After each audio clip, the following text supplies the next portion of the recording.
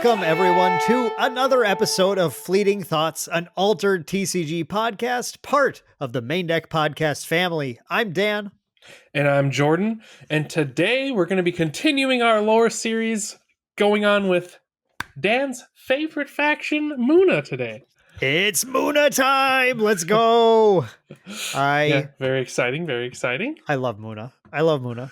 I love how green everything is. And I love how big everything gets. And I How love they stick around. Yeah, I love how they just stick around, and I love how I have the sneakiest removal in the world that is going to annoy people constantly when I put their stuff to sleep out of nowhere and win. Yeah, Muna's a lot of fun. I've really enjoyed playing. The reason Muna's my favorite is just strictly because it's the one I've enjoyed, the faction I've enjoyed playing the most. Lore wise, it's fine. I'm not like, I don't know, some people might think I'm like some kind of a yoga dude or something, and I'm like all about balance and harmony or whatever. That's fine. Like, I'm not against balance and harmony. Like, I'm not actively opposed to it. How do you feel about balance and harmony, Jordan? Like for everyday life, I think work-life balance is good for a person. Hard to argue. Hard to argue with that. Also, on a more physical note, I think balance is good. I don't like things falling over, toppling, especially myself. It is good to be balanced. It's good. It's good to have an effective proprioception, allowing you to stay upright. So that's a little $10 word for the day. But today we're going to be talking about the lore, harmony, and balance of the Muna faction, not the excessively cool gameplay, unfortunately. But that still should be plenty exciting. We've got, as usual, our faction breakdown, and then we've got the stories of the heroes of the Muna faction that have been provided on Altered's website, which I highly recommend you spend some time reading if you find any of this stuff interesting, because there are so many stories on here.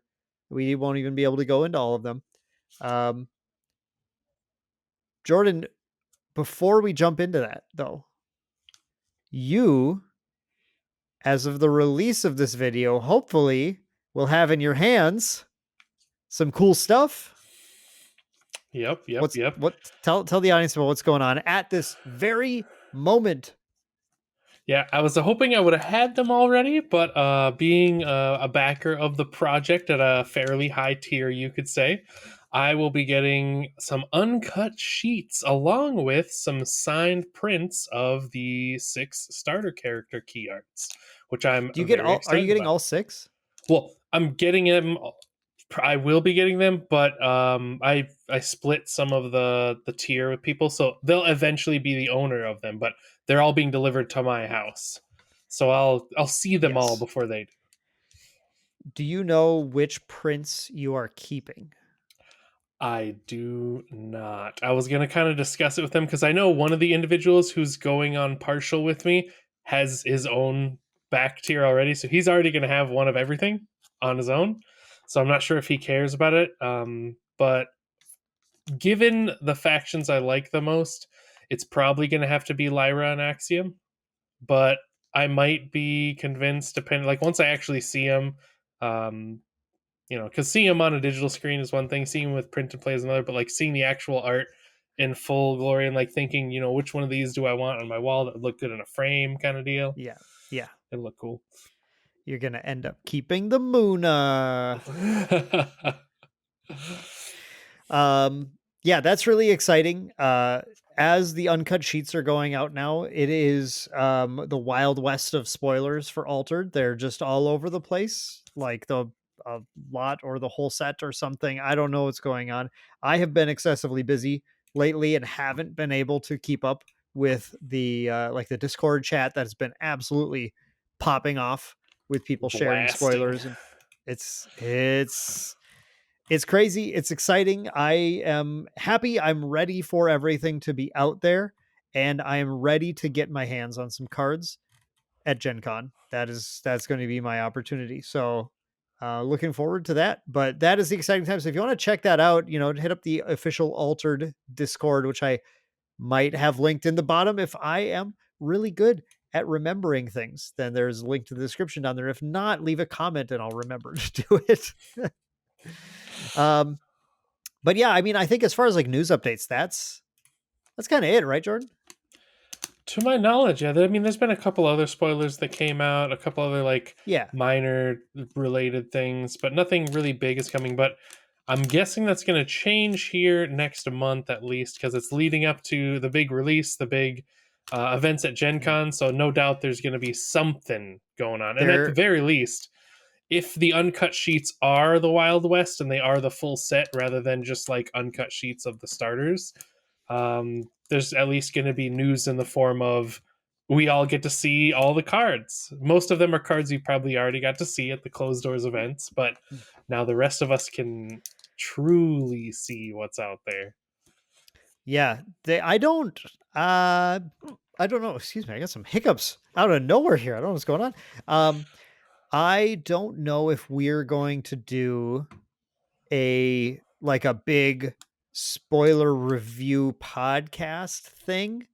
Um, Yeah, we I'm we assuming it'd be more might. just like a video or like a live stream or something rather than a podcast. Yeah, well, we do for the other games. We do like this just kind of let's talk about some of our favorite cards. It's really, I mean, it's look straight up, guys. It's easy content. We just sit here for an hour and we get excited about cards. It's not hard to do. It's kind of the most basic thing you can do as a card game fan is you just look at cards with a friend and you just go hype over them for an hour. So, um, it is something we might do. I don't think we're totally planned out for into this period of time. Maybe we should be though, Jordan, because it looks like on this track here, the 4th of July, an important date for the United States of America and nowhere else in the world. I think there's we Oh, should it have is going to be another. on Thursday.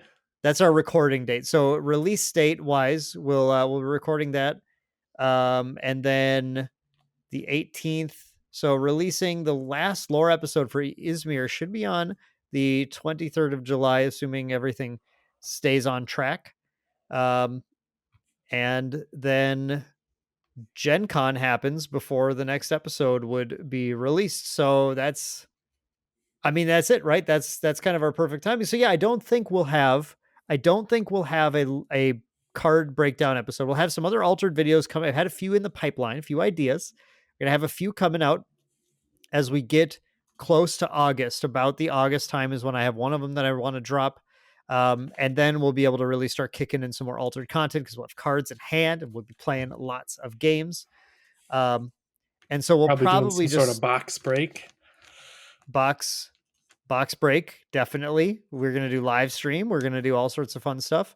But I think after we finish our lore series, then the following episode will probably be about our Gen Con experience because it'll be the week after Gen Con that's supposed to release. It'll probably be delayed a little bit. Might be a little later in the week, like a Thursday or something. We'll figure that out.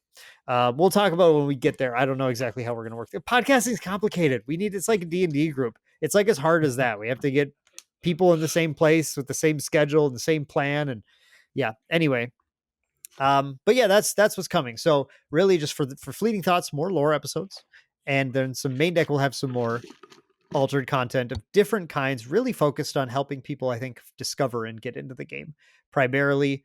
And I think we're going to be just sending for at least the time being, sending people to some of our friends in the altered community who are pushing competitive play and for the spicy decks as we get our feet wet before we start putting out some deck techs. So yeah, with that said, Jordan, I think that's everything. You have anything else to add about news or anything before we move on? Nothing I can think of right now. Cool. Well, then before we get into our deep dive into Muna lore today, I want to share with you all a way that we can all exist harmoniously together, and that is if you support Main Deck, the Main Deck family of podcasts like Fleeting Thoughts and Recollection Step and Galactic Ambition and there may be a fourth one at some point too. We're who knows. Um, but if you enjoy what we do here and you want to support us, I would really appreciate if you would take a moment to go ahead and like the video, subscribe to the channel, comment down below something about your excitement for Altered or Muna, or wait a little bit, listen to the Muna conversation, and then leave a comment. That's cool too.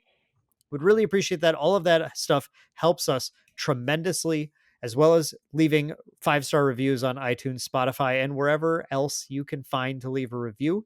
Um, really greatly supports us. And if you do shop for other TCGs, remember tcgplayer.com affiliate link helps us out at the same time, bit.ly/shop TCGs, or click the link down in the description below. Thank you so much for your support. Muna time. Muna time. Let us, Jordan, let us reach into the veins of the skein and feel out what is Muna really like. Why don't you start us off, Jordan? Kick us off. Just the general faction overview. All right, so general faction overview is out of all the factions, I would have to say this one is the one that probably was closest to what I was expecting them to say in for like all the fronts for what I was expecting based on their Sure. kind of vibe. So it's very interesting in that fact. So their philosophy, if you guys couldn't guess from the start of our podcast here, is all about maintaining balance in all things. So not just like balance of nature, but like balance of everything, mind, body, soul, and they go to great lengths to do it. They are connected to each other, kind of like a large, like the term that comes in mind is going to sound bad because it's generally attuned with not something nice, but it's almost like a hive mind of sorts. They are Yeah. all generally connected in mind, body, and soul. They feel things. It says that they can even communicate with each other using this neural network, if you will, of all things being connected. It kind of reminds me a little bit of the Force, where everything has it, it's all connected. Ones who are attuned with it, people, basically the faction of Muna, are the ones that are more receptive to it. They can feel it, they can feel what's going on at all times. They feel when there's distress. Even small things like an ecosystem gets uprooted by literally anything. There could be, when all the rabbits came to America and started causing chaos in the ecosystem, if there was Muna, they would have felt that there was this rabbit menace, pillaging the ecosystem, and they're like, we gotta go fix that and bring things back into balance. And balance Um, involves not just protecting life, but sometimes doing the unfortunate task of ending life as mhm. well. Um, if that life would threaten greatly the lives of the rest of the ecosystem. Yep. But they're the protectors, the guardians, the gardeners, the hunters as well, Yep. as needed. They are the just maintainers of this of nature, of the fabric of life. Nature, of course, isn't just like trees, right? I mean, though they're important, obviously, but it's just kind of it's everything. We're all part of nature, and they're the Muna understand that. And they all strive to gain an inner peace, or attain a state of inner peace, by making sure everything in and on and around them is in balance by whatever means is required in order to keep that balance. And that's not to say that they are averse to change either. It just means they are making sure that the change is happening at a non tumultuous rate and that it's happening naturally, rather than, someone came in and just dug a big hole, which causes a bunch of trees to die. Like, that's obviously not a natural change. But if the trees happen to start just declining on their own volition, then they make sure they are nurtured and go their separate ways if need be. Yeah, and people can be at balance being stagnant, right? Being at the same place, being stable. I guess that's maybe a better term than stagnant, but being stable and not changing, that can be a balance. Likewise, adapting to a changing environment can also be a means of keeping a balance. So yeah, it can Very be a much lot so. of things. One thing I struggled with in this was that I felt like the concepts in Muna were pretty high, like high level. I don't know, like very, very, very Transcendent. Yeah, I didn't feel like I was at the stage in my philosophy of the universe to really understand sometimes. I just had to read through and be like, I'm sure that is cool, but I don't know exactly Yeah, how to like make sense of it. there's definitely some moments like that. Like while I was reading it, they have some very poetic isn't the word, but what's the word where it's like there's a word when you're describing something that's I think enigmatic is the word. Like what just to take a quote from it, one of them says they recognize only true permanence lies in constant impermanence of things. Like it's that like Yeah, weird transcendent and enigmatic like type of almost riddle-esque like advice, like the stuff you'd see in fantasy movies or like even in something like Star Wars where like the super wise old sage says a saying in the beginning and the young learner is like, what are you talking about, old man? Like get out of here. And then later on at the end when they finally reach that point where they're the wise one, they're like, everything makes sense now. I understand what they meant by that. I think sometimes it made me feel the same way I've felt talking. I've had conversations with people who are like really into philosophy, like major in philosophy at university or whatever, and we are just not on the same like wavelength. Like they're deep in the skein. I have no clue what's happening right now. They'll start asking me questions like, I don't think that deeply about stuff, and I don't know why you do. It's like it's so yeah, so just a few, there were a few lines that were like, whoa, like I don't know exactly what that means, but if I keep going, I'm sure we're going to talk about some cool like worms and birds and stuff, and that's what I'm here for. The word I was thinking of, profound. There's a lot of Oh, profound. Okay. profound like Sure. knowledge that they're Sure. doling out in the Muna sanctuaries or Muna refuges. Sorry. Well, So let's that's talk their more about yeah, that's their about general philosophy. So we'll move on to their organization. So this exactly. one's very much free form as opposed to the other factions where they have this raw structure of like who's on top, who's on bottom, who gets trained how. Muna is a lot more open, and it actually makes a comment that the Ordists say they're literally anarchic. Like they just don't have. They're just Yeah. like they don't know what they're doing. They're just YOLOing it basically, but they have That's hold on. That's the Muna quote. Who describe the Muna? They're just YOLOing it. but they do have some semblance of organization, and it's more kind of again, I'll use the term more like that hive mind. It's just kind of everyone is doing the thing that they are meant to do, and the spots of organization are filled by the network as a whole. Is the way I kind of understood it. It's a very decentralized manner. People do what they feel is necessary. That's a big part of them as well. Is that we'll mention it later in their alteration style, but basically they feel this. A lot of them that do accept Muna start feeling this pull to be somewhere or be doing something.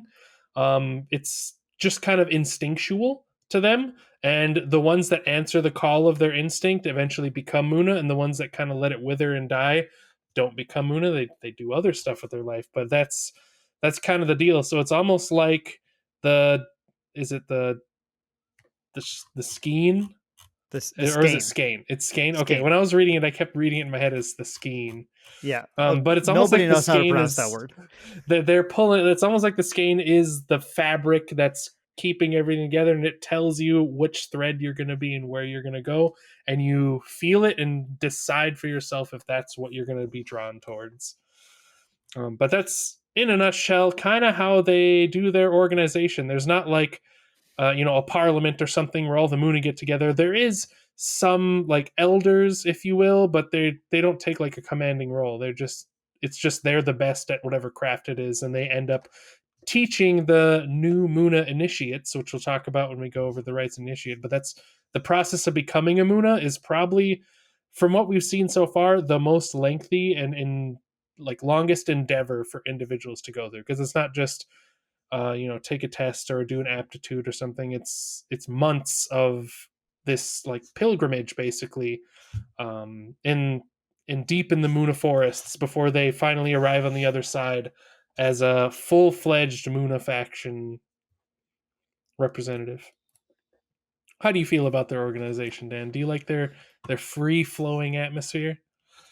Yeah, I mean, I think it makes sense, right? It's just what you would expect. I mean, I guess in a lot of fantasy tropes, we'll have like a druidic council of like elders or something, but I think what they're going for here is that it's like well, ant colonies still have queens, so that's not necessarily a good example, but it's just this idea of everybody is together, just like on the same level, doing the same thing. Like that's the true kind of like balance of it all, right? Is that everyone just does the thing they need to do. It's a world where there is no need for leaders in the faction because everybody knows their place and they know what to do and they just follow the I this is yeah, it's I mean it's a very communal way of putting it, I think, a very communal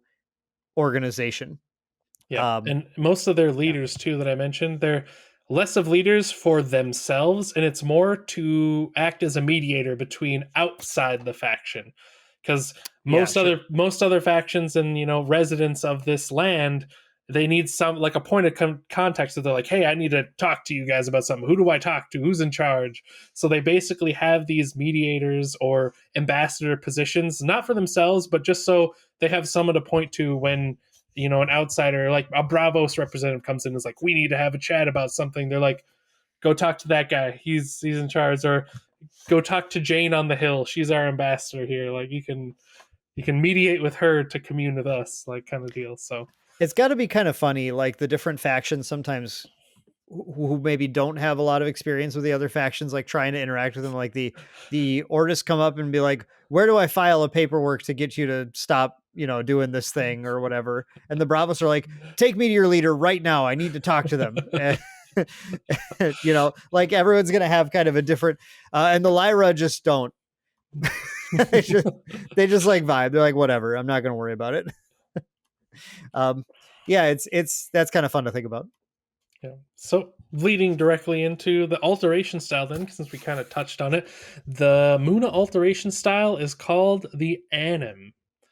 Um, Unlike the others, where there's some crazy way that they manifest it, they're very grounded and rooted, as you'd expect from the Muna. They don't do a lot of large creation or large, quick, snappy flourishes.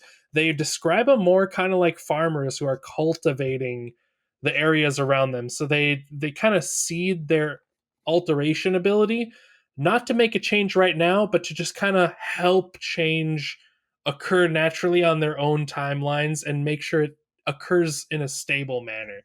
It describes them kind of like they're sowing the seeds for the future along those lines. So, like, they'll alter something, not to do something now, but just to make sure, later down the line that seed that they planted sprouts to help whatever needs help later on down the line. It doesn't give any raw, like, examples of, like, it does this thing or it does that thing. And they just kind of speak in broad terms that they're very future planning in this sense, where the alteration just kind of nudges stuff along for a long term,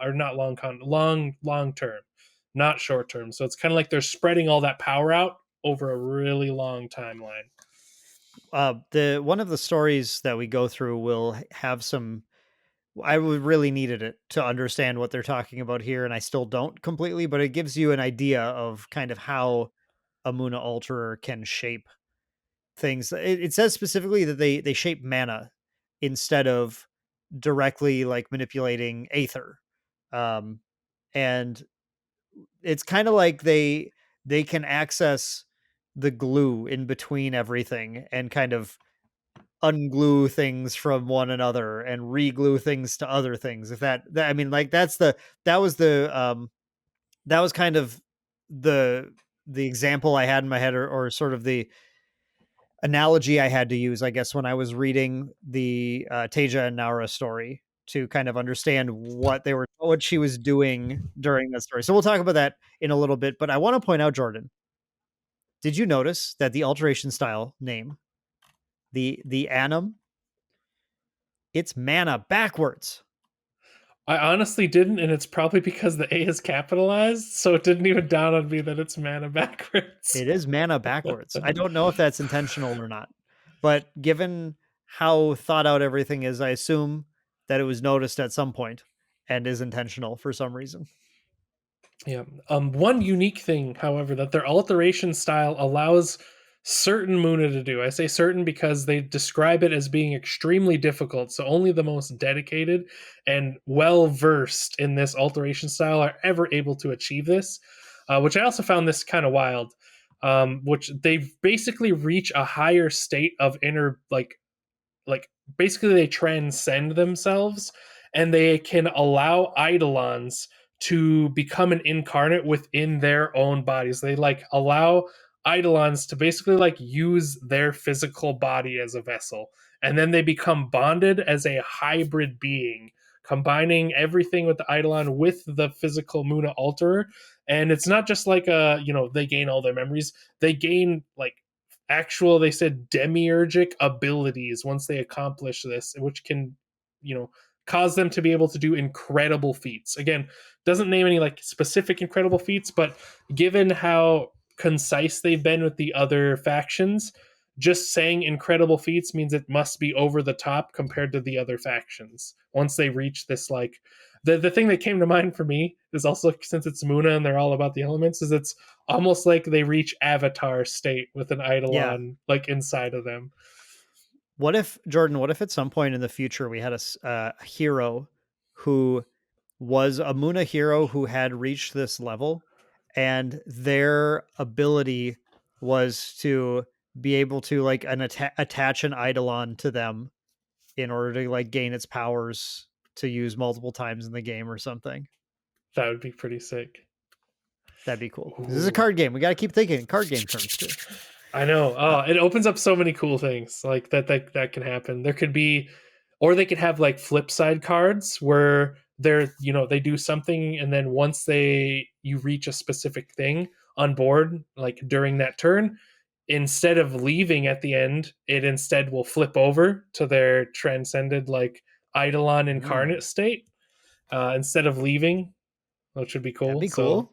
you'd That'd be get really neat. almost like a anchor, and it would work because it's Muna. They're all about anchoring, so it'd be like an alternative thing to anchor. So one of the things he'd be like, you need to do this, and then if it has anchor at the end of turn, it instead loses anchor, and you flip the card, and it becomes the more powerful version with special abilities.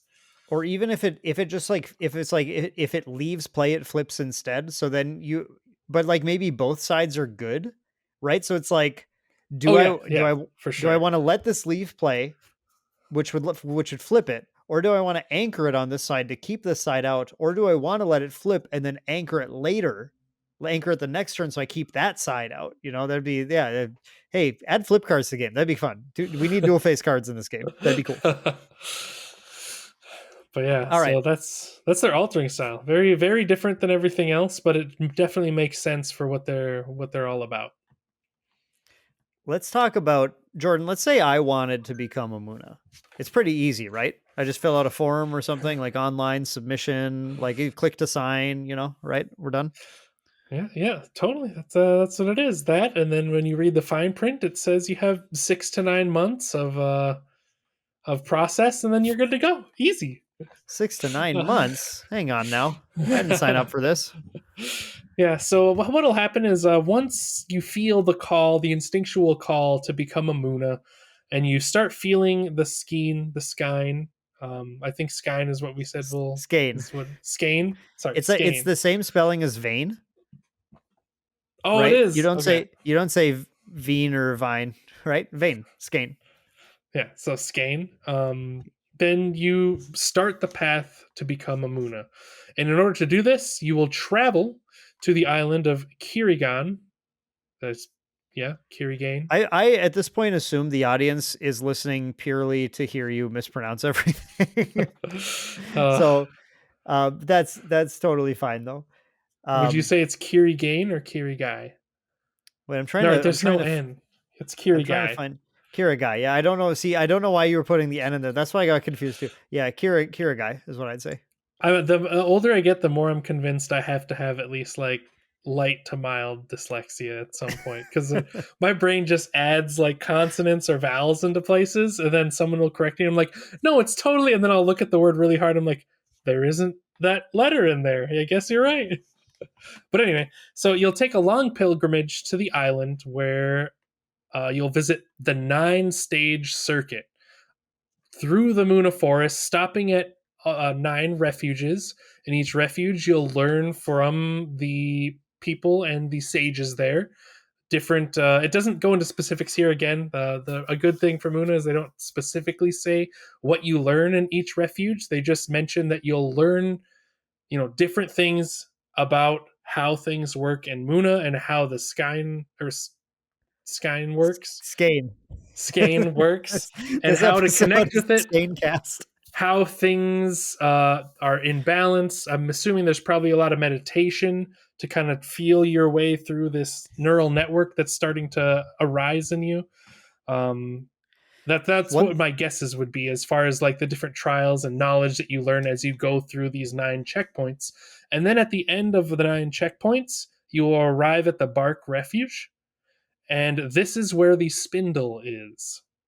The spindle Hmm. being the very large world tree with the big pink leaves. Those of you who are probably familiar with it because it is a card in the game.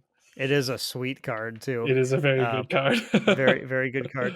I wanted to mention that, yeah, I mean, we even have a card called Meditation Training, so it's a pretty safe assumption that they're training in meditation. They did talk in a little bit, and you're probably going to go to this later, but I'm going to bring it up right now because I can. About the refuges within the Katkara. The Katkara is the name of the forest on the Mhm. peninsula of Kirigai, and there are 9 refuges within there, as Jordan said, and they're associated with, each of them is associated with a particular element. So my guess is, I'm sure they're talking to a master sort of each element who will help them kind of understand, here's how you kind of attune yourself to fire and manage fire, and here's how you do that with water. They have fire, water, earth, air, bark, which is, as Jordan said, is the last one, musk, Yeah, that one is an which interesting one. I assume isn't Elon. I mean, it'd be really wild if you get there, it's Elon Musk is hanging out in I the don't know. in the Elon refuge. Musk is good on green technology, getting the non-gas vehicles on the market. Is that, Maybe do you mean green, like ecologically safe, or do you mean green as in his emerald mine money? a little bit of both. Okay. um, mana is another one. So there's a whole, that's considered an element here, which makes sense. I guess is an element of the aether, but then there's also quintessence and aether. So mana, quintessence, and aether each have their own refuge. Mhm. Um, and then and then the other 6. So I just found that really interesting. A lot of times there's like people put in like ice and lightning and stuff when you're talking about like elements, but I always thought those kind of felt like tertiary to everything. Like ice is just cold water, you know. Yeah. Literally, that's what it is. It's just cold water. Yeah, I like And that they light, have the additions of the other ones, but yeah, yeah. Bark and Musk are very Bark makes more sense because the world tree, but like the Musk one, I was like, wonder what kind of teachings. But maybe we'll get a good card subset that's Musk based abilities, and we'll explore that territory. I do have to say that, like, if your set is like called the Teachings of the Musk or something, that's not.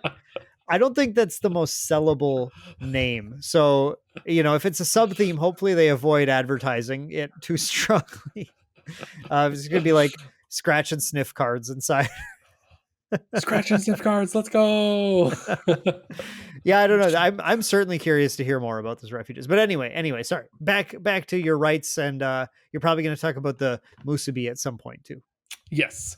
So once you make it to the Bark Refuge, the final refuge, you actually generally journey into. It doesn't say that everyone does the same thing, but normally they're tasked with doing something such as climbing to the top of the great tree is one, generally collecting a handful of ingredients such as leaves, vines, stems. As you descend down, you'll eventually gather roots, and then you'll use the fruit of your collection to weave what is called the Namka knot for themselves, which will be the sign that you now are a full-fledged Muna.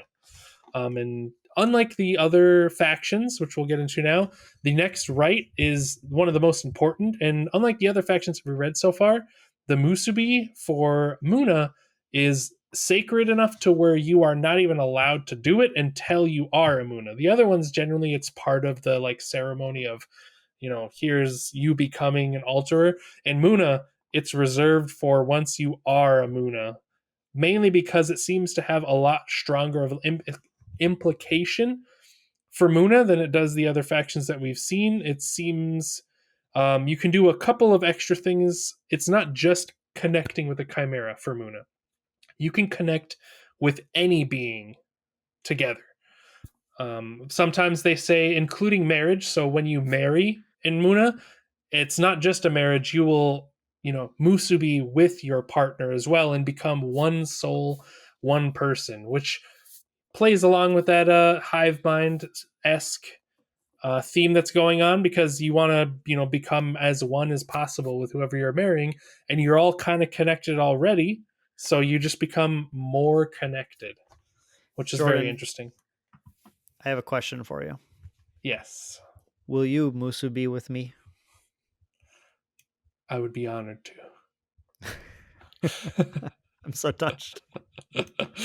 But yeah, so entities of tumult and alterers, it's not just reserved for them. It's anyone with love, friendship, or just a mutual interest. They can become one in body and soul. And You know that what? is... If I'd read all this stuff before we named the podcast, I might have like tried to work like, I don't know. That's it, because it's a concept about two people who are roommates, who are really good friends, right? And like that could have been, you know what? But I didn't use it. So, audience, if you've been thinking about starting a podcast, you got a friend, you want to start the Musubi podcast or something, then there you go. It's an idea out there, right there for you. Yeah, our game player brain is what kind of led us to the title Yeah. that we have now, because we're like, yeah, Which, let's wrap it into that. to be fair, once we're done with our Yeah, lore series here, it's going to get a lot more game focused. Definitely. true. All right, and that's our rites and initiations. We got some iconic locations, which I'm not gonna forget to go over in the right increment this time. That's never happened before. But as Dan mentioned, there is the Katkara. That is the large forest that inhabits the island that most of the Muna journey to, and it actually mentions, as Dan said, there is the 9 refuges, and they do pilgrim around that even after your initial rites. It specifically says that Muna will undertake that pilgrimage regularly to kind of, I assume, freshen up, maybe even just see old friends, make sure everything is in balance, make sure they're in balance, is the assumption. And they basically just like they'll visit each sanctuary, commune with it as you would want to do if you were connected with everything as they are. Speaking of connected with everything, the spindle. Yes, the spindle. That is the next main location. Before I get to the spindle, though, the refuges. A few other notes about them. Oh, I try to keep transitioning you, and I don't know you're not done yet. All right, keep going. The last point about the refuges is similar to their impromptu leaders. Part of the other refuges that aren't the main ones that people come to for pilgrimage, it does say that others exist, because there's no true bastion for Muna, because they consider the world around them in general to be where they should be. But for the sake of meeting and talking with the other factions or people outside of the factions, they do have certain refuges around the area that act as impromptu towns, so people know where to go if they want to contact Muna for any such, for any reason whatsoever. There is a stable location that outsiders can come into and just be like, hey, I need to talk to Muna or consult them about something, or I just, have someone I want to find and I know they're Muna and I want to see where they're at and what they're doing. So they do have refuges that are specifically just there to act as a point of contact for the outside world. And then the spindle. The spindle, as we mentioned before, there's a great card of it. It is the gigantic world tree. Its canopy is huge and is like the way they describe it. And if you don't see from the picture, if you haven't seen, there's probably a picture on screen if you're watching the video. This tree is gigantic. It is considered to be an ecosystem all in its own right. It basically, again, they don't give specifics, but I imagine it's probably the size of an entire city, all encompassed by one tree, based on how large it is. It is considered the heart of the forest, and by extension, the heart of all living beings connected in one way or another to it, which is quite the impressive thing to see if I were ever able to see something like that myself. It That would does, be pretty however, wild. mention that it is seem to be withering away in recent times, and certain branches of it are dying and the leaves are starting to wither and fall away. It mentions that the Muna are a little concerned and they are trying to find why this is happening and hopefully fix it if it needs to be fixed and save it at all costs, which I'm assuming is going to be a game mind. There's probably going to be a cool set about the spindle dying or being revived. Or who knows, maybe for all the Wild West stuff that they're doing for the game, they I know might where you're even going. have like a living world style campaign where the players and the outcome of whether the world tree lives or dies will be, a real life event in our world, Yes. depending on, because they're going to do the cool faction wars. I wonder if those might affect what happens in future for both the lore and maybe even card release implications, which could be Yo, cool. Muna needs to win to save the spindle. Can you imagine that? Like every faction has something, and they're like, if we win, if Bravos wins, they find the first king. If Lyra wins, they find the song, the one song, the song of the uniting song or whatever. I can't remember what it's called right now. If Muna wins, they save the spindle or something. Everyone's got something like really pressing that if they like that faction, they're like, oh, I gotta get that to win, and then like there's a huge competition over who gets to get their way or something. That would be so cool. Yeah, and like even if it's something as simple as just it's an alt art promo where the tree is dead or the tree is alive and I mean, blooming or something, but that's I could fine, see but it. I could see it I being want it like to a impact full the like set. story. I Oh want yeah, it to be like I have no at doubt the that it'll very impact the least, story. at the very least, there's like a card in the next set for each potential outcome. And they're like six of those cards get printed and six of them don't or something. And like that'd be really neat. That'd be really cool. Yeah, or even if they wanted to make, because I know they're all about inclusiveness, to make sure that no one or no like card that someone was really excited about gets left out if they do something like that.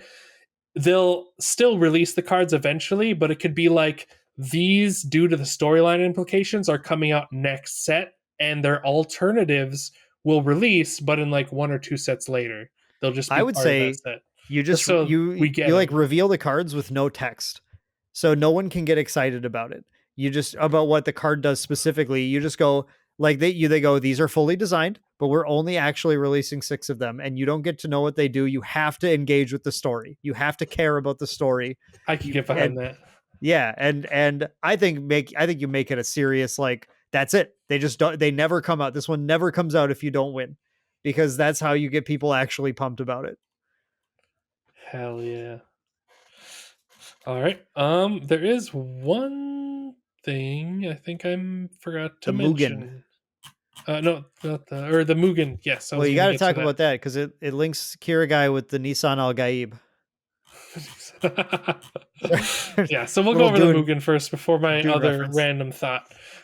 So the Mugen. So this one is a little interesting. It's a wooden bridge that consists of 19 arch sections that are kind of commemorating various eidolons. If I remember, if I like Yep. reminded, those eidolons have done various deeds of greatness and are there to be a memorial. The bridge was created by Yang Su, Amuna Ultra, and with the aim of supplying Acaster, when a tumult singularity prevented the capital from being replenished from any food or resources. So this is a site that people will come and pay their respects and reflect on the different deeds that have been commemorated at the different altars. And it seems really cool. It's like it reminded me something in I forgot the exact name of it, but in Japanese folklore, there's like this essentially this bridge that leads to the spirit world. I Mm, forgot what it's called. I had the name at one point and now I can't remember it. But I don't know it. it'll appear to certain people. It'll end up appearing, and it's like a bridge that goes into the sky and leads into the nether realm, essentially. And it kind of reminded me of that, the way they were describing it. Yeah, except it is between two physical locations. It's Yeah, connecting the peninsula and I Nissan, I believe. It must be. I'm not super good on my geography, but I assume that's where Arcastra is, which is that's the big city. That's the one I was go back to that they the Bravos Kojo and Buddha were doing their it's their kind of like the runs. Lion's Arch of the There's a altered reference nobody world. knows. There'll be Wow. maybe a few people. Who knows? Yeah, yeah. And at least Metropolis, or I you don't know. knew You what can it pick was. something.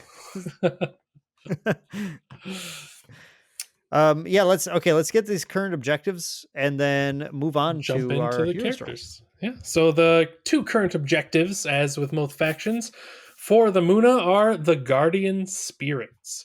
So there are these fabled guardian spirits that are called the mythical Sarwa. They are a specific type of creature that are said to have, you know, large amounts of power. They are entities that are similar to leviathans as far as their scale and abilities, and they are also rumored to be able to bring alteration to entire ecosystems. And the Muna have always wondered, currently humans are the only real species that are capable of altering. And they weren't sure why, especially since they're so connected with every living thing and, living and non living. And they're like, well, what makes us different? And a lot of them are very interested in finding the Sarwa because the Sarwa that preside over ecosystems are said to be able to kind of grant that alteration ability to everything, which would, very much help keep ecosystems stable and the ability to facilitate themselves on a large scale. They wouldn't have to be looked over or like shepherded by the Muna. Everything would kind of be able to help in shepherding the entire ecosystem, which would speed up and accelerate the appeasement of the world, is the exact words they use. And so that's one of their main objectives is trying to rediscover what happened if something did happen to them, or where the Sarwa are and how we can bring them back. They say they wonder what could be accomplished if other beings than humans could alter, and like I don't. Do we want like the ant colonies all like altering stuff all the time, and like they just alter themselves to be gigantic and start taking over the world, like the planet of the Ant Man or something? Like this See, would that's the be. thing that's that I have, because it doesn't say specifically they'd be altering the way Muna does, just that they would attain the ability to alter by a Sarwa. Mm, So, like, mm, what if the mm. ants gained the Bravos alteration style and just started voluntelling the world what they wanted it to be? The Yeah. ants just take over. But It seems like who a nice knows? setting for another set, actually. Yeah, let's go, ant people. All right, and then Escape from the planet of the Ant Man. our last objective, if you couldn't guess, is it's one of the driving factors and themes of the faction as a whole. The Skein. I knew you were Skein. gonna say Skein. it wrong. God, I had it in my head too, and I was like, it's like I was Vane. over here waiting, like he's got to say it again. I was like, it's like Vane, and then I still said it wrong. It's like Vane. Um, Skeen. Darn it. yeah, so the Skein. I don't know. I just don't like Skein because it's almost like stain, and it's almost like it's a stain on the world. I don't know. It's just my weird head canon because it sounds It's the not. same. It's But just anyway, the skein, they're striving to capture all its subtle variations and kind of really learn the breadth of the immense how do I put it? The basically the immensity of the skein and everything it represents and everything it touches, along with making sure that everything is in balance within the skein and protecting it from anything that would threaten it in any way, whether it be by the tumult or excessive proliferation of invasive species. They want to expand their awareness, their horizons, and new biomes. Yep, that makes sense. Yeah. Just kind of follows with what, they're connected to it. They like it. They want to keep it. All right. All right. So that is the overview for Muna. So we can usher right along into the individual heroes. And being as this is Dan's favorite faction, we'll let him start off with the hero today. So I think we went a little longer on the core faction identity, and that's because I think these are going to be a little bit faster stories to go through too. These stories were interesting. The ones I'm covering, I'm doing Teija and Nauraa, and then I'm going to do Arjun and Spike at the end. But these were more like focused. They're a little like more like smaller vignette stories, I think, than some of the other stories. Now, Rin and Orchids is a bit of a larger one again, but a lot of our previous stories have been like they were born on this day, and then here's what they did in high school, and like It just spanned their like whole lives for the most yeah. part. So Teija and Naura's Teija and Nauraa is Teija and Naura's story is one like combat encounter, one D&D fight, basically. That's the story. Teija Nauraa is the first hero we saw for Muna.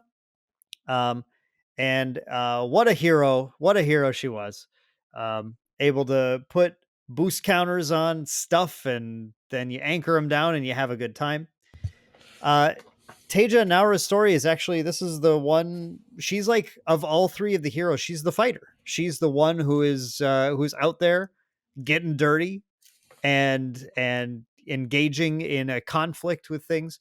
This story is all about, we learn about so I didn't know how to pronounce this. I'm going to call it Foggin. That's what I'm going to pronounce it. Jordan probably thought it was Fang. Didn't realize that the G was before the N, but I don't know. Can you confirm that, Jordan? No comment. No comment.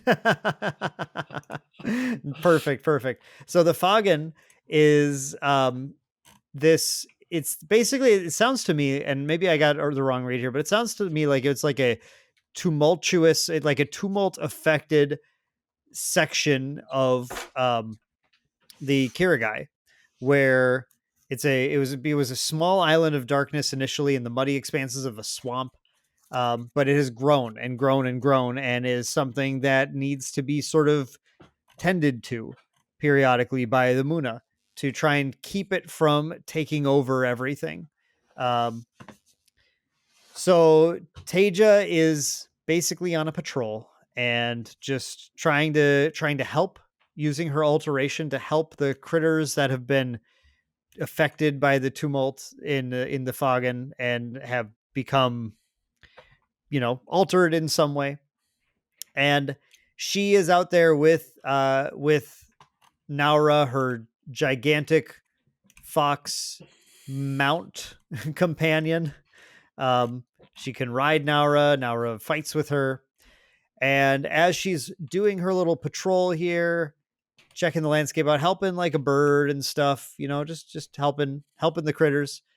There is a an altered beast, basically, to reference the old Genesis game, who appears, and the two of them who are connected due to their musubi both notice it, and they start to engage with it. Now this beast that appears is, let me find this here.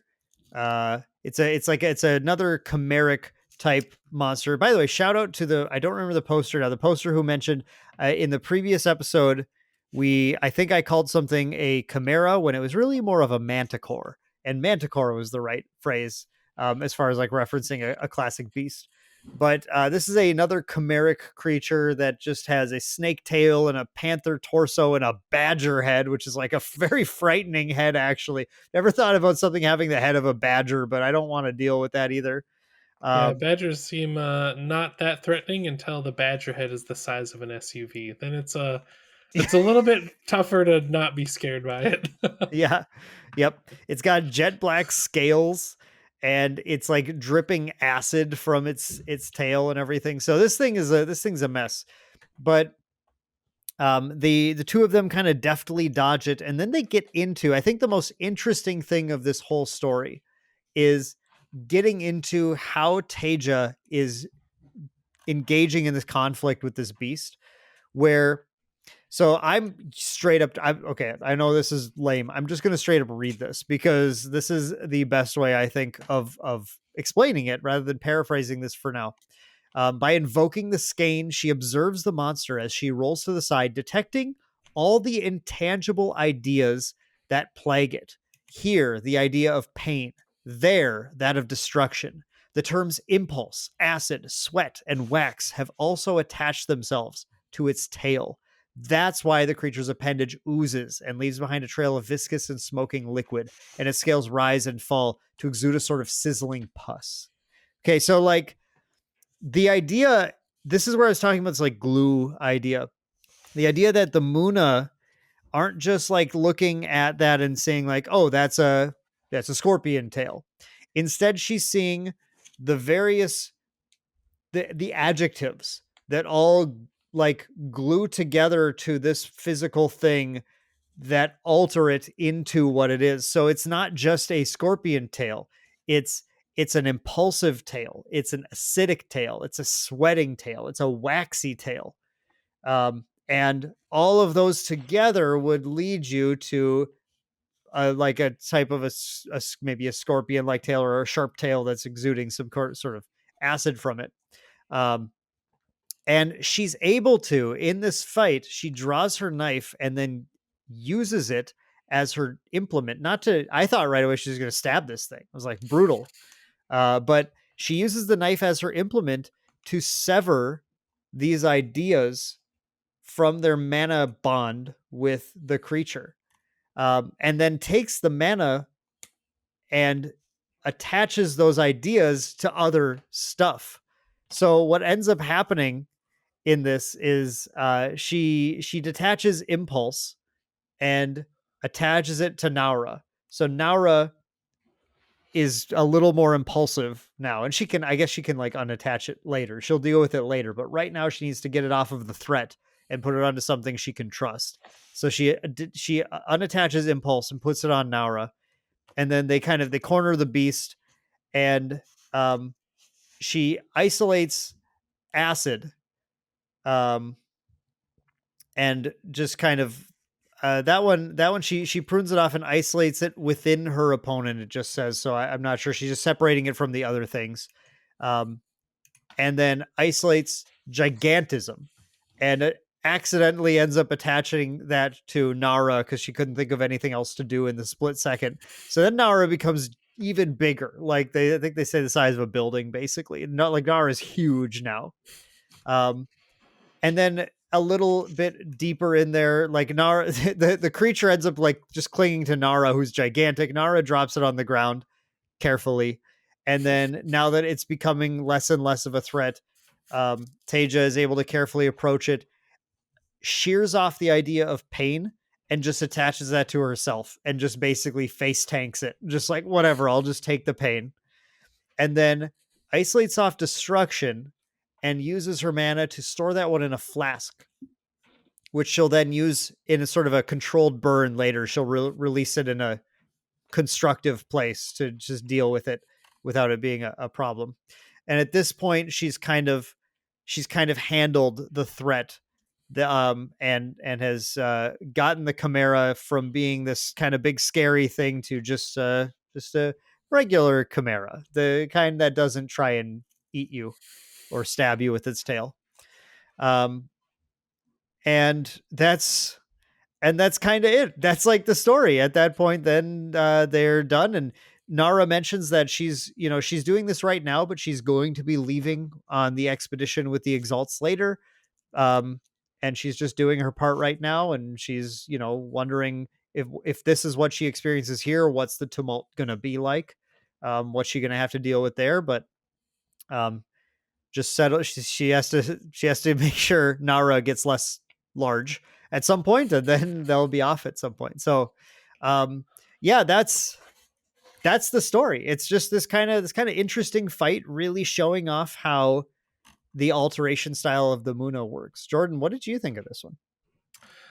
I really liked that it finally, or not finally, I guess, because the Chimera can be anything, but it makes sense now why Nara, or I almost said it wrong. Nauraa, Nara. is gigantic on the card art Oh because yeah, that's got true. cut That's true. In the card gigantism from art, it. Nara is extremely large. Yeah, it's Clifford the Big Red Dog Fox edition. Yeah, And I was always like, man, I mean, I guess like because I was like the Chimera can technically be take whatever form, but now it makes sense because it's part of the backstory as to why it's giant. yeah. But yeah, it was like it didn't really explain how they met. It didn't have a tragic backstory. It was just fight time. Let's just fight. And I did find it really interesting though. I thought it was a really cool glimpse into this concept of because I didn't really understand manipulating the mana and not the quintessence or whatever. And so it was kind of cool to get a story written that kind of showed how that all worked. Yeah, that's the thing I was going to say is I really like this approach because it shined a light on how it. I guess it makes it seem easier to comprehend because they mention it in the alteration style that they can use the mana shaping to change the quintessence, which quintessence they mention it in detail is a substance of reality. And I really thought of that term when I was reading through the story because it really seemed like she was manipulating reality. So by shaping the mana, she was able to essentially just kind of like feed reality in whichever way she did. So, like trapping the acid inside instead of it being on this appendage, it instead is probably like incorporated into the blood, which isn't going to be able to get out right now. So I don't have to worry about having acid. The Yeah, gigantism, kind of weaving it out of one creature into the other to shape reality. So now, it was a very cool and interesting way to show a fight that is, I don't know, I just really liked it because I really like cool fight scenes and like anime and shonen, but it's always nice to have those interesting, almost head gamey fight scenes where like the atypical fighter does some just weird out of left field stuff, and you're just like, "Whoa, this is so sick!" Like yeah, it was really cool to get an inside glimpse of that as well. Because so far, all the other fights we've seen to some degree have been what you'd expect out of like a fight scene. Like it's swordplay, he's dodging to the left, they're stabbing here, they're shooting a fireball esque thing. And this time it was like it's completely different on how they approached it, which was cool. yep, yep. Big fan. All right. How about we talk about Rin and Orchid?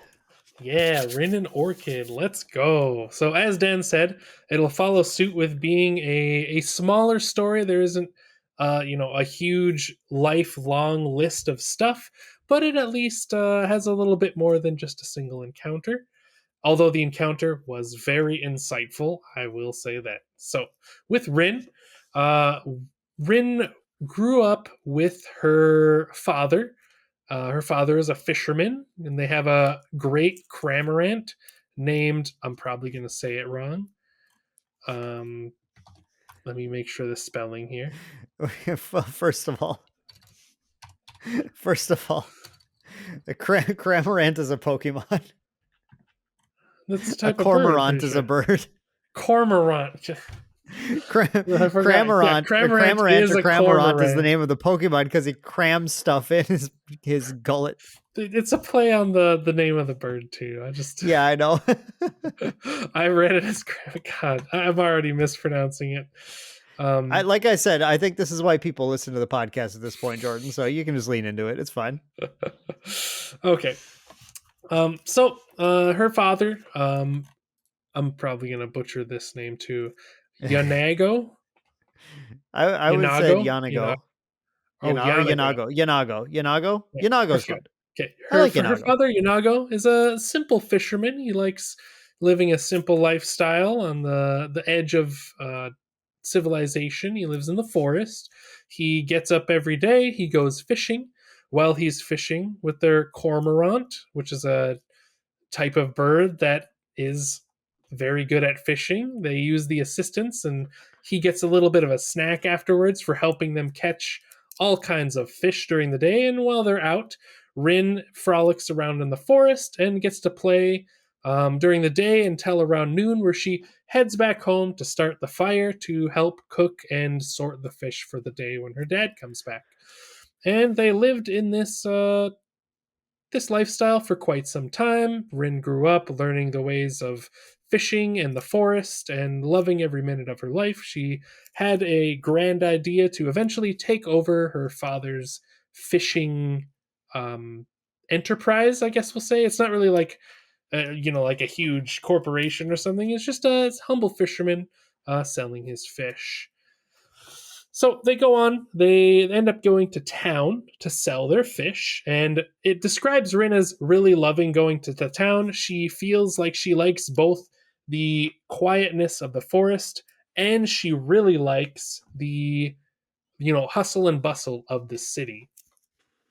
One of the things most importantly though, and Rin takes after me a little bit here, is her favorite part about the city is that around noon her dad tasks her with going to get lunch for them, and she loves all of the food courts in the main city here. There's all kinds of different foods. She loves the salty, the sweet, basically all kinds of food. She's a big foodie, and she loves. And I think she describes it as it's a guilty pleasure of mine to go out and choose the lunch for today and just kind of taste test and see what's there.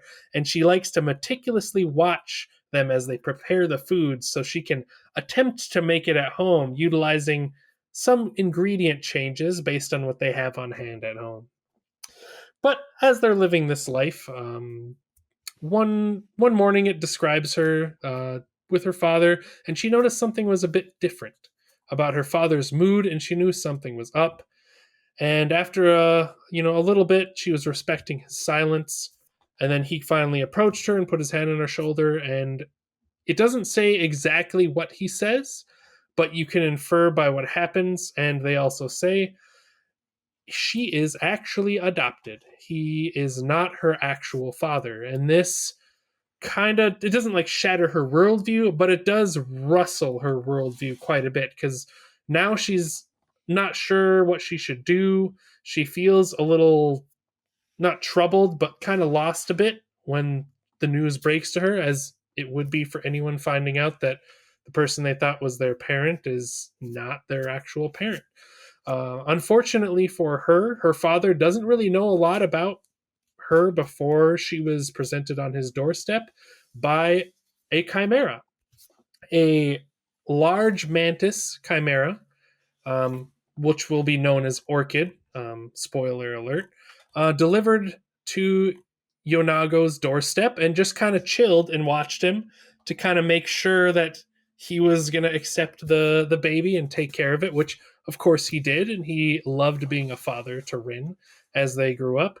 But now that she's a little older and she kind of starts feeling the pull of Muna to do more, see more, and she already kind of had a bond with the forest, but more importantly, she feels this large pull now to, instead of becoming a fisher, to figure out where she came from. She needs more information, as anyone would want to know.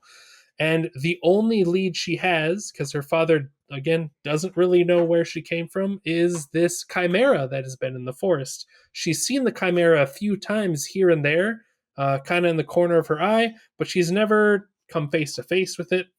So now she's like, all right, I need to know. So she wakes up one morning earlier than her father. She pats their cormorant on the head until it goes back to sleep, and she kind of sneaks into the forest on a quest. She has to find this chimera. So she spends all afternoon looking for it, and I think it was even more than just the afternoon. She was out there for quite a while looking, and she ends up going past to the farthest point that she had ever been, and she still came up with nothing. And out of frustration, with tears welling in her eyes, she basically just starts screaming into the air to be like, hopefully maybe I'll just make a fuss and it'll appear to me. And it eventually does. So Orchid steps out into the light, kind of, they kind of meet. Of course, there's a language barrier because a human sized mantis can't speak. But they do still bond using different gestures. It starts mimicking her. As the days go on, she goes out every morning and meets kind of, I think it describes it as she ends up spending the morning with her impromptu mother and bonding with her, essentially what she appears, is akin to her mother now because it's the only lead she has to go off of. And then she still spends the evening with her father, helping her dad with her fishing. And she starts talking to her father later about her frustration at the fact that she, is becoming bonded with this chimera, but she still has no answers. She can't talk to the chimera.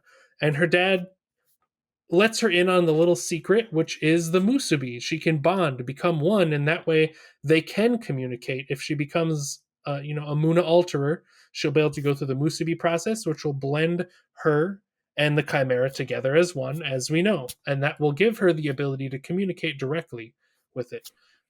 So she ends up, you know, thinking on it for a while, but ultimately is like, okay, I think this is what I want to do. She has a little bit of a hiccup when she starts thinking of it because she knows this is where her life is kind of branching off. She either has to choose to become a Muna and go forward with that because she knows it's a large undertaking. She will have to leave, for a minimum of 6 months to go through the process of becoming a Muna.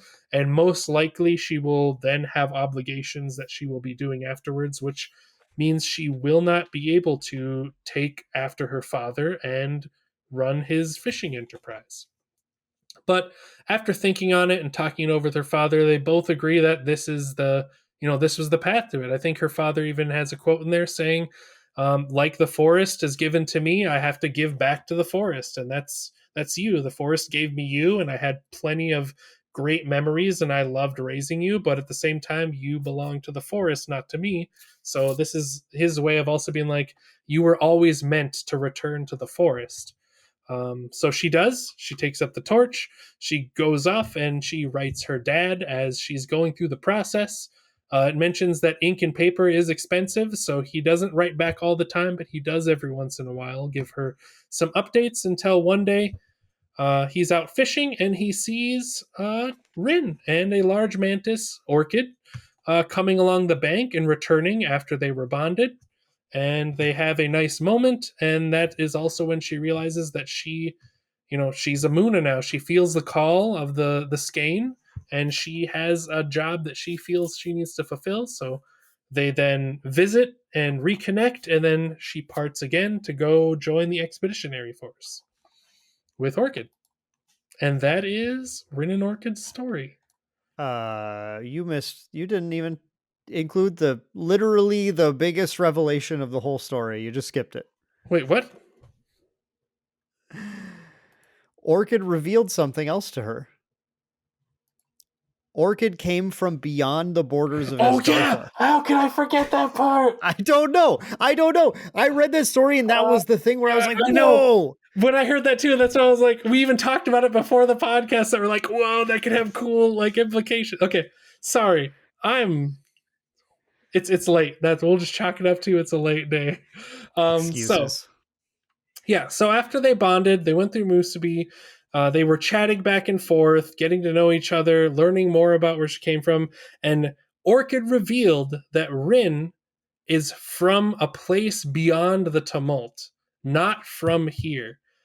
And this also shocked her because up until that point, no one thought that people could even live in the tumult, let alone be, there be some sort of universe or plane beyond the tumult where people lived and thrived or made the journey through.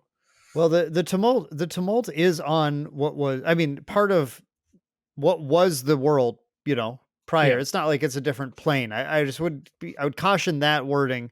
But the fact I is, thought the tumult was a different plane.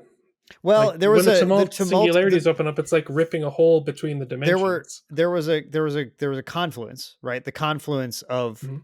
of the aether and the whatever we call the real world, and that confluence created the tumult. It's not as if it's a different place. It's that the two, imagine just the two things smashed together. They're one thing now, and there's this like tumultuous area. Um, and Oh, I the always goal, imagined the tumult as like an alternate dimension that was like ripping its way in. Okay, well, that's good to know. the goal is, as I understand it, the goal is to um, end up stabilizing the tumult so the entire world is usable again. And there are oases that are created throughout the tumult. So, for example, Asgartha is like the biggest oasis that's known. It's a large area that has been largely stabilized, not entirely, which is why we still get these rifts that pop in, but it is largely stable in Asgartha now. And beyond Asgartha, which is where the expedition is going to head into, is there, in theory, there are oases of other people. And in fact, there's the Lost Tribe and the Exiled Tribe that are, in theory, somewhere there. Um, but it's there hasn't been contact from those tribes to Asgartha or to anyone from within the tumult to Asgartha since the tumult formed on the world, right? So the fact that Rin is potentially a lost or exiled tribe member or something else, someone else from some other region, that's what's really crazy. So she's not an interdimensional being. Just to be like Okay. really clear. It's not saying that. It's saying that she is a human from potentially a different tribe that is from an oasis that is within the tumult. That's good to know because I had envisioned the world of Asgartha and how it worked a little differently. I thought like the expeditionary force was like there's Asgartha, and I thought it was primarily surrounded by this alternate dimension that people were pressing into and slowly stabilizing as like one plane. I always imagined the tumult as like multiple planes like existing at the same time, kind of fighting for what is reality, as how I always imagined it, I guess. But yeah, it's good to know that it's more like it's like a storm or like a fog of war that's isolating Asgartha from everything else.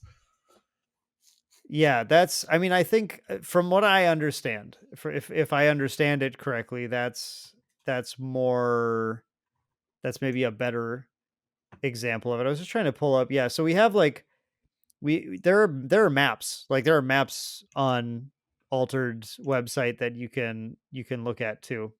Mm-hmm. Um so I'm looking at one of Asgartha here that just kind of shows the different regions. Asgartha is really a series of islands that are all, fairly stable. But then they have this big wall, the rampart.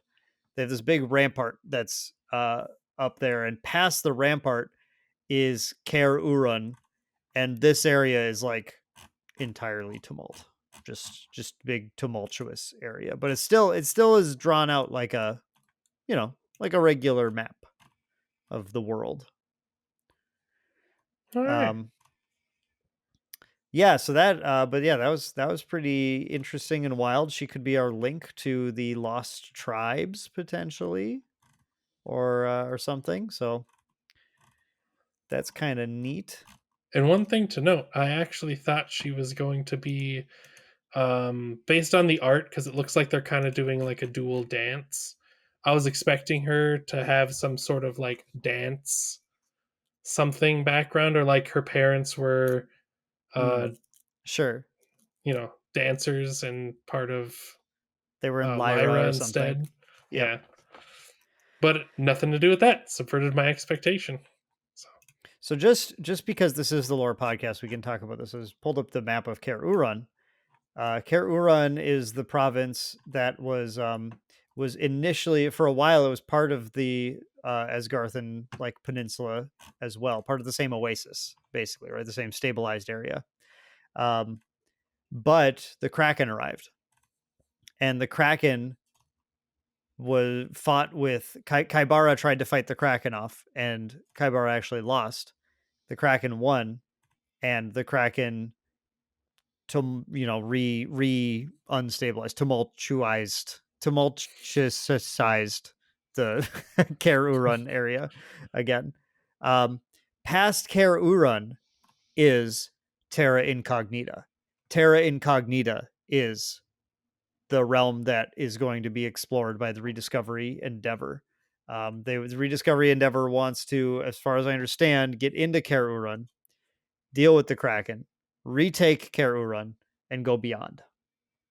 Um, so as they need to start, the Rediscovery Endeavor can't really launch until they can get through Care Urun, because then they can get to the Terra Incognita, and that's all mega tumult area. So um yeah, okay. Anyway, that stuff starts to get me kind of excited. I like maps. I'm a map guy. Are you a map person, Jordan? Do you like maps? I like maps sometimes. Yeah. My wife will I'll like look at a map for some reason, and then she'll like look away, and then a little while later she'll be like, "Hey," and I'll be like, "What?" And be like, "It's been like 20 minutes. You've just been like moving the map around, staring at the map for a while." Like, "You're right. I like maps." That's why you like map completion so much. Yeah, true. I like completing maps too in video games. Um, okay, let's close this out with this story. I think is going to be really fast, actually. Arjun and Spike.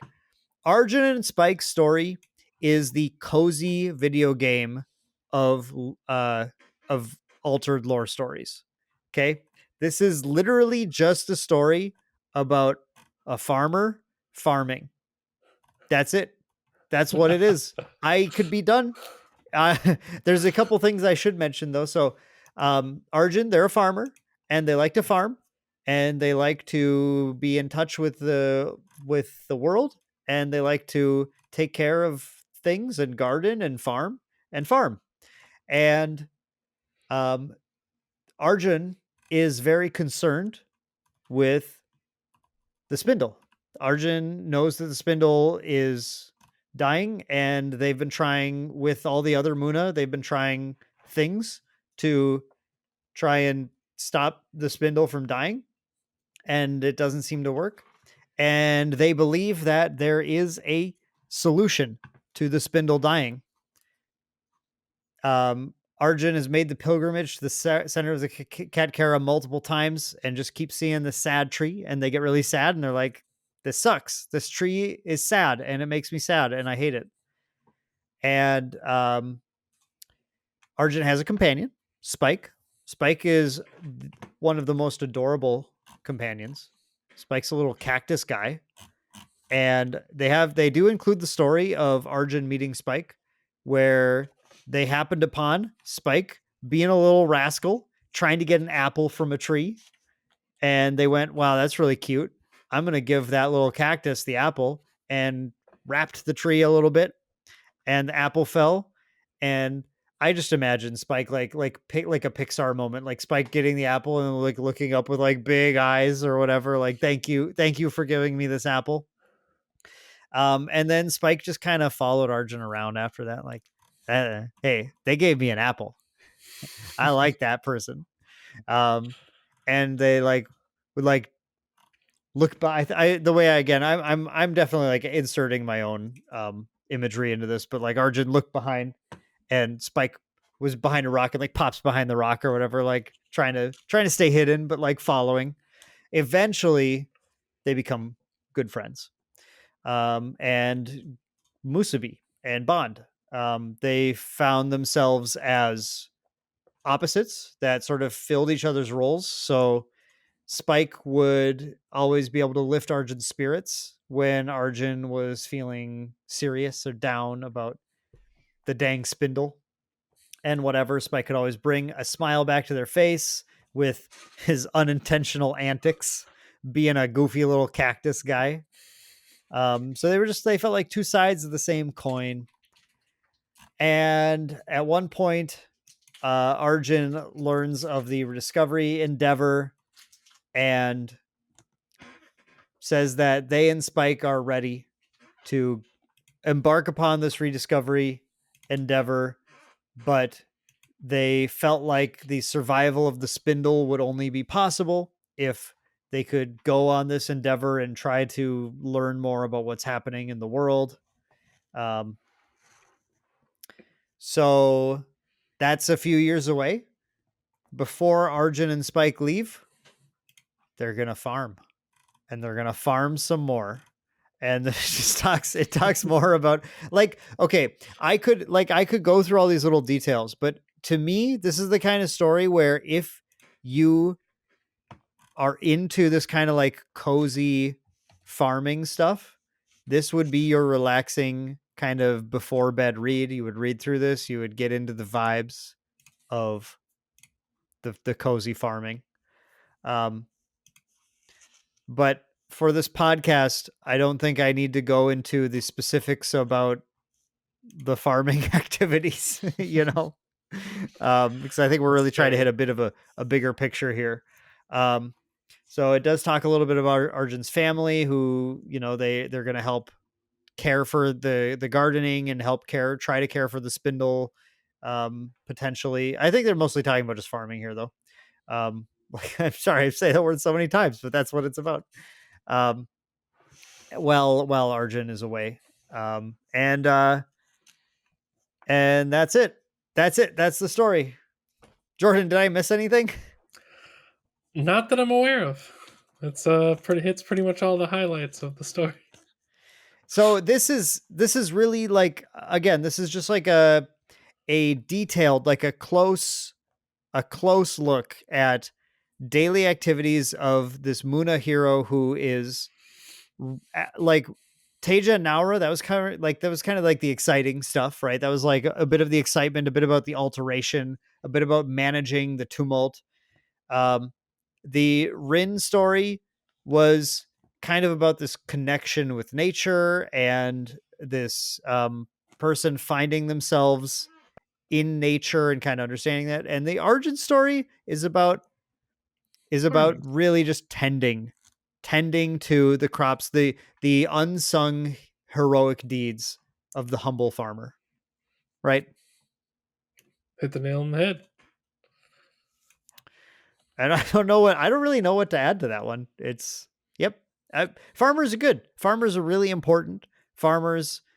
And most importantly, it fits the theme of Muna, like you'd expect, like especially from the way they, their alteration style, all the way to how they need to tend to ecosystems. It makes sense that there would be a large sect of them that are farmers, because Yeah. even without alteration, farmers basically do that already. They tend to crops. They make sure the crops are in it for the long haul.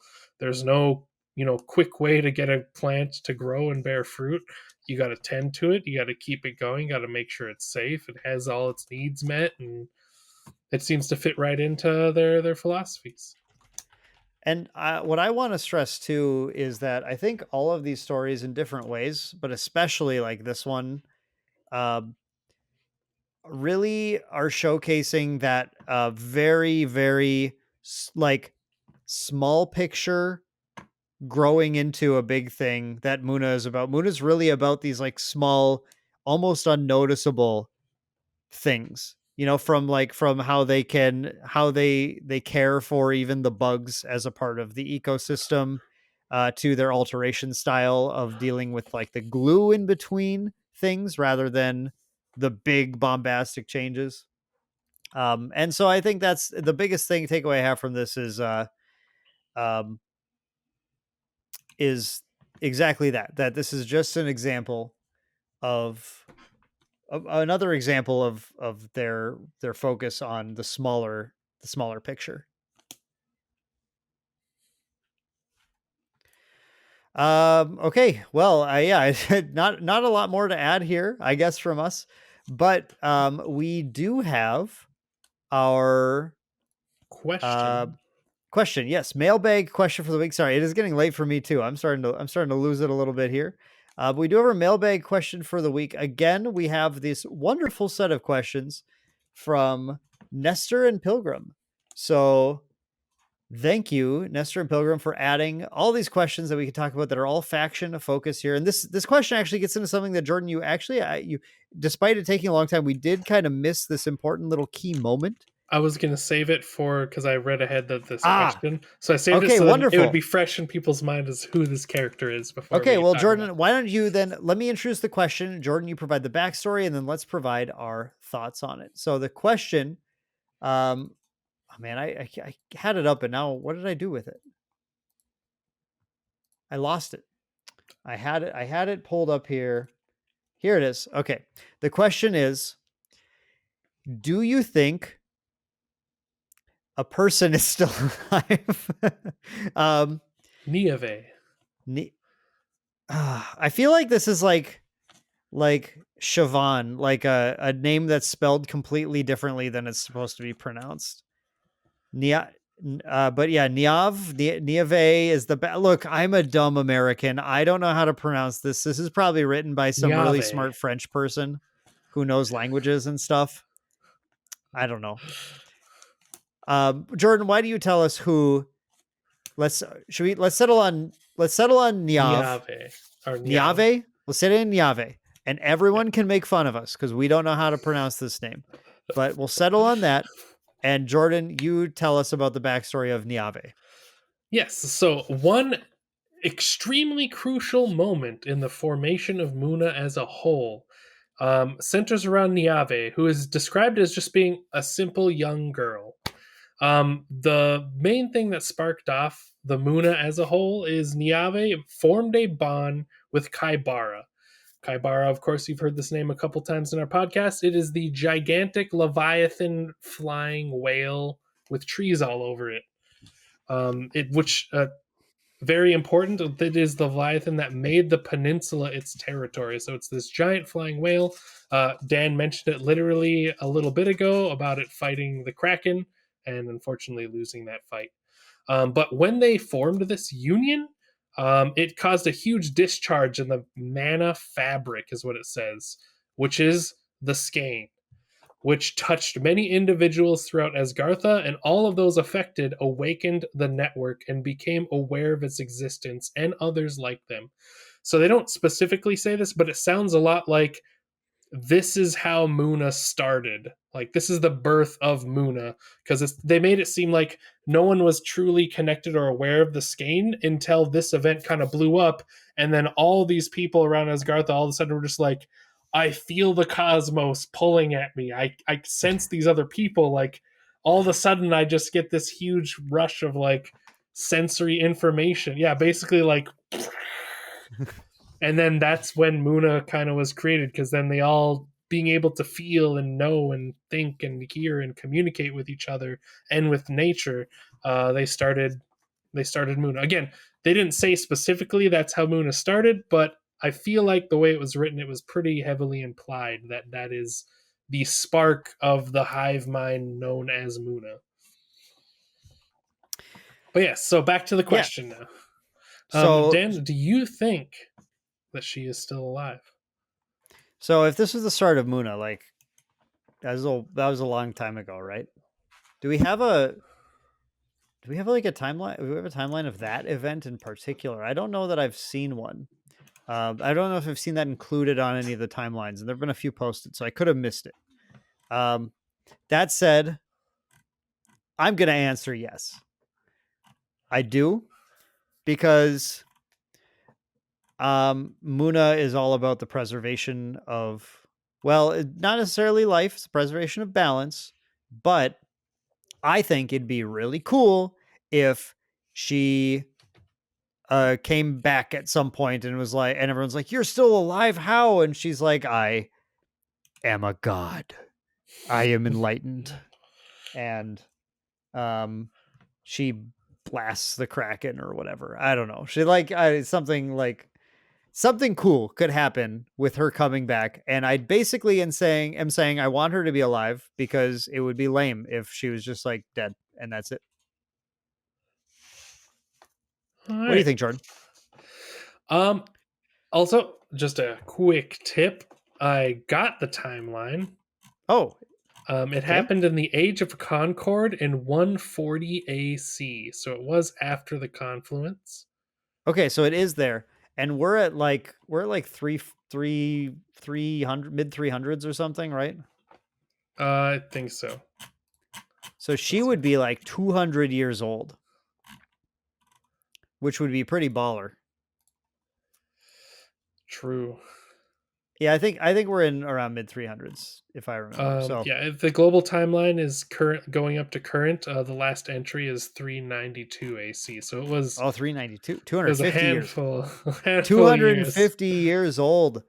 Do you think she's still alive, Jordan, at 250?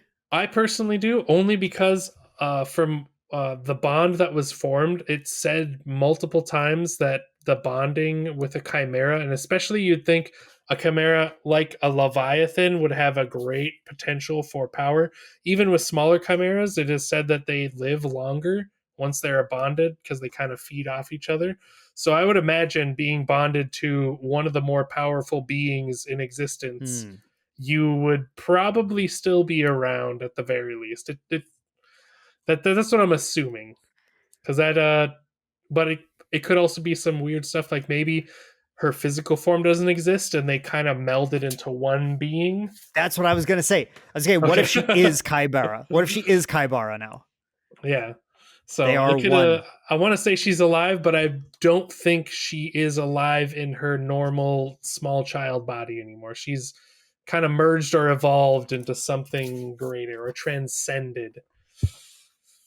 Maybe she is the skein connecting everyone.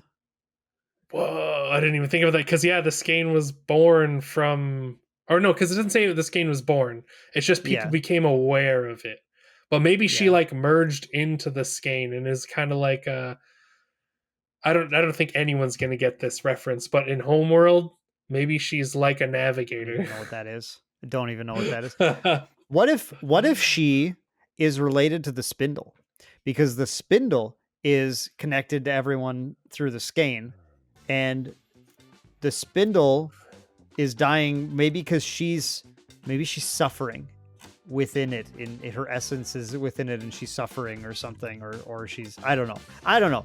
I'm throwing wild theories now, totally wild. I have no idea, but I think I do not think that they're just going to be like, that was her, we're done. She's going to come back at some point. In some way, she'll be referenced. In some way, she, like, whether she's in her physical body, her corporeal form, or she's part of something else. I think she's around. Her essence is around. Also, confirmation, because it's in the entry for the timeline, that was the birth of the Moonifaction. There it is. Those who were awakened did become the Moonifaction. So the Moonifaction did not exist until this event. So this was the origin of the Moonifaction. There we go. Answered. Yeah. All right. And so that is our question of the day on lore, and that wraps up our Moona discussion. Did you have any final thoughts before we close it out? Yeah, that brings us to a nice harmonious close, right? A nice balance in everything. We had our stories. You heard about fights and cozy times and everything in between. And we talked about 250-year-old girls, and and in true Moona fashion, we end where it began. Wow! Whoa! Whoa! All right. Big setup, big payoff. Let's go. All right. Can't beat that. Well, as the day comes to a close, those were our fleeting thoughts. Thank you guys so much for watching, and we look forward to talking with you in about 2 weeks. Goodbye. Bye, everyone.